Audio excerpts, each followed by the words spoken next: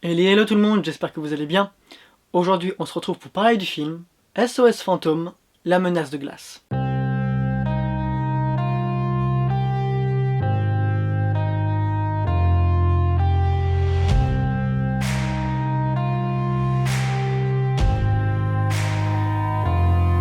Ce nouveau film, franchement, c'est un pur plaisir. On retrouve tout l'effet des précédents, enfin, quand je dis des précédents, c'est les précédents, les premiers films, ceux des années 80. Parce que on retrouve la même fraîcheur, on retrouve vraiment la même qualité, la même patte scénaristique, ou même un petit peu même dans la réalisation, même si c'est pas Jason Reitman qui réalise le film, hein, ni même son fils Ivan Reitman qui était déjà à l'origine du film L'Héritage, c'est Gilles Kenan qui réalise ce nouveau film, qui a bossé sur Monster House, un film d'animation, mais franchement, c'est un excellent film. On passe un excellent moment devant la menace de glace. Sûr, il peut y avoir quelques petites longueurs par-ci, par-là, oui, ça, oui. Certes, il y a aussi des incohérences, mais ce sont des incohérences tellement peu flagrantes, tellement peu marquantes, j'ai envie de dire, que franchement, on peut le dire, on s'en fiche un peu, quoi. Des facilités scénaristiques, bien sûr, il n'y a aucune surprise dans le film. À des moments, on peut voir des petites choses, des petites scènes où on se dit « Ah bah tiens, il va se passer ça », ça va pas louper. Il se passe exactement ça.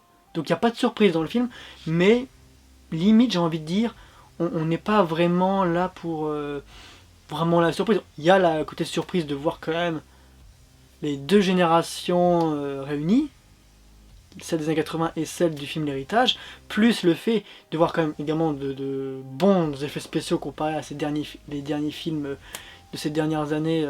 C'était pas ça, je parle pas de la saga SOS Fantôme, hein, qui ont toujours réussi à faire des effets spéciaux corrects. Je parle surtout des films de l'année dernière, quand on voit certains effets spéciaux comme certains Ant-Man ou même du Morbius, ou enfin voilà quoi. C'est pas, en termes d'effets spéciaux, c'était pas forcément ça. Là, pour un film qui a besoin d'effets spéciaux pour les fantômes, bah c'est super bien fait, quoi. Là-dessus, il n'y a rien à dire. La réalisation, c'est pareil, il n'y a rien à dire, le casting est bien. Donc voilà, il y a de l'humour. C'est de l'humour bienvenu, c'est de l'humour frais. C'est de l'humour pour tout le monde. C'est pas de l'humour vulgaire comme on peut voir dans certains films, surtout à la française, où ce n'est pas de l'humour complètement débile à la ramasse, comme peut le faire des fois le MCU dans certains films.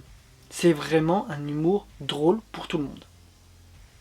On a également des passages, il y a de l'action, ça c'est sûr, il y a de l'action.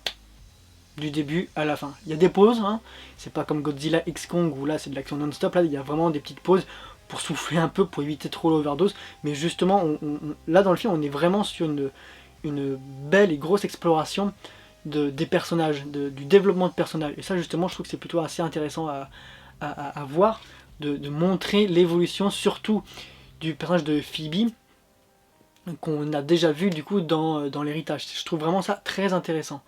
Également Paul Rudd a un rôle beaucoup plus important également dans ce nouveau film. Et pareil pour les anciens, qu'on avait vu très brièvement 5-10 dernières minutes à la fin de l'Héritage, bah là on les voit vraiment tout le long, quoi. Donc, ce qui fait que c'est un vrai plaisir de voir les deux générations s'entraider pour du coup cette menace de glace.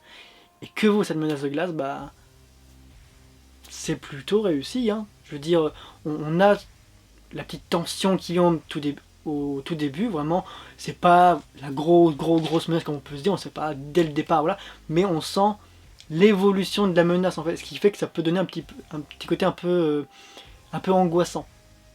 Après bon, il y a une évolution au fur et à mesure, ce qui est normal, jusqu'au combat entre guillemets final entre les Ghostbusters et puis le grand méchant. Du coup, franchement, c'est plutôt bien fait, quoi. De l'action, de l'humour, ok, mais également de l'horreur. Là où les autres étaient plus centrés sur comique, action, fantastique, science-fiction, là on a un côté un peu plus horrifique. Déjà rien que le méchant principal, le fantôme principal,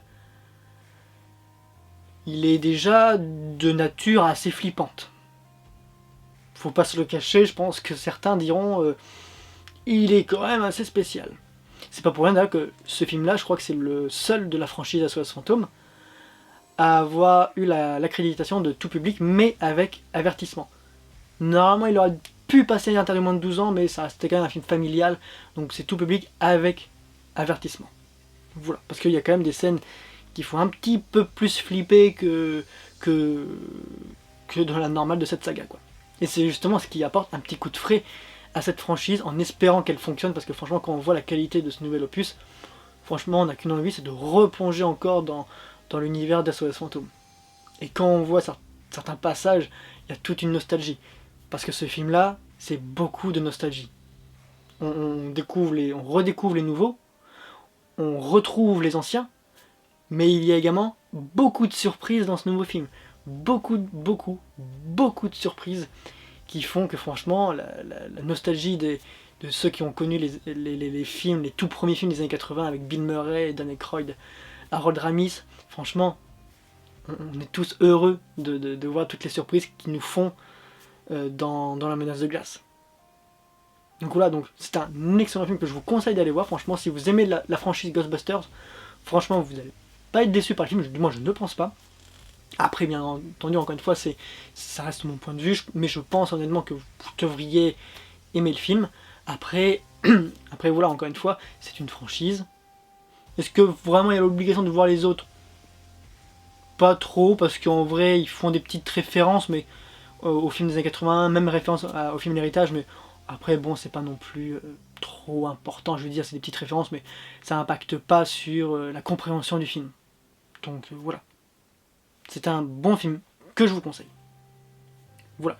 Quelques défauts, comme j'ai dit, mais c'est des défauts qui sont totalement passables, que franchement, dans ce genre de film, c'était un peu obligé qu'il y en avoir, mais franchement, c'est assez léger, vu ce qu'il nous donne sous les yeux, franchement, c'est assez léger, donc franchement, le film, il n'y a pas grand chose à dire, c'est vraiment un bon film que je vous conseille d'aller voir. Voilà. J'espère que cette vidéo critique vous aura plu, intéressé. J'ai pas voulu faire non plus de spoiler, parce que SOS Fantôme, encore une fois, c'est la nostalgie de retrouver tout ce beau monde, de retrouver cette franchise. Donc je voulais pas faire de spoil sur cette saga qui est tout simplement une des plus mythiques du cinéma. C'est également un film qui, je pense, va parler un peu à toutes les générations, parce que du coup là, lors de la séance, il y avait vraiment toutes les générations.